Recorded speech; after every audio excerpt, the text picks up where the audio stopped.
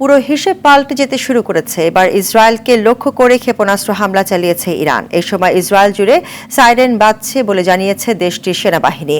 ইতিমধ্যে নিরাপদ আশ্রয়ের সন্ধানে ছুটছে ইসরায়েলিরা। হিজবুল্লাহ প্রধান হাসান নাসরুল্লাহ নিহতের প্রতিশোধে এই হামলা চালায় তেহরান।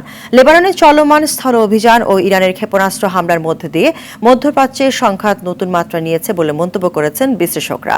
এদিকে ইসরায়েলকে রক্ষায় যেকোনো পদক্ষেপ নিতে যুক্তরাষ্ট্র সদা প্রস্তুত বলে বিবৃতি দিয়েছে হোয়াইট হাউস।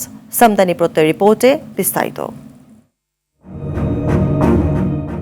গেল 2 সপ্তাহ ধরে লেবাননে হিজবুল্লাহ ও ইসরায়েলি সামরিক বাহিনীর সংঘাত, বৈরুতে একের পর এক বিমান হামলার পর এবার লেবাননে পুরোদমে স্থল অভিযান শুরু করেছে ইসরায়েল। সোমবার রাত থেকে দেশটির দক্ষিণ সীমান্তে শুরু হওয়া অভিযানে কমপক্ষে 95 জন নিহত হয়েছে। বোমাবর্ষণ চলছে সিরিয়া ও ইয়েমেনেও।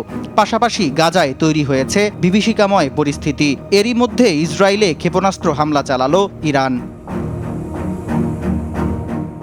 মঙ্গলবার বাংলাদেশ সময় রাত 10:30 ইসরায়েলকে লক্ষ্য করে দ্বিতীয়বারের মতো সরাসরি হামলা চালালো তেহরান। ইসরায়েলি গণমাধ্যমগুলো জানায়, জর্ডানের রাজধানী আম্মামের আকাশ দিয়ে শতাধিক মিসাইল উড়ে যেতে দেখা গেছে। এছাড়া সাধারণ ইসরায়েলিদের পরবর্তী নির্দেশ না দেয়া পর্যন্ত আশ্রয়কেন্দ্রে থাকার আহ্বান জানায় দেশটির সরকার। এদিকে ইসরায়েলের বিরুদ্ধে ইরান থেকে সরাসরি হামলা ইরানের জন্য মারাত্মক পরিণতি বয়ে আনবে বলে হুঁশিয়ারি দিয়েছে হোয়াইট হাউস। যে কোনো হামলা থেকে ইসরায়েলকে রক্ষায় যুক্তরাষ্ট্র সদা প্রস্তুত বলে জানিয়েছেন মার্কিন প্রেসিডেন্ট জো বাইডেন। গাজায় চলমান ইসরায়েলি হামলা, লেবাননে স্থল অভিযান ও ইরানের এই হামলায় মধ্যপ্রাচ্য জটিল যুদ্ধ পরিস্থিতির দিকে এগিয়ে যাচ্ছে বলে মন্তব্য করেছেন মধ্যপ্রাচ্য বিশেষজ্ঞরা।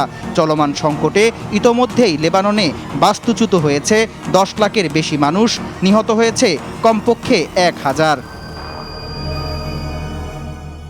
সামদানি প্রত্যয়, RTV।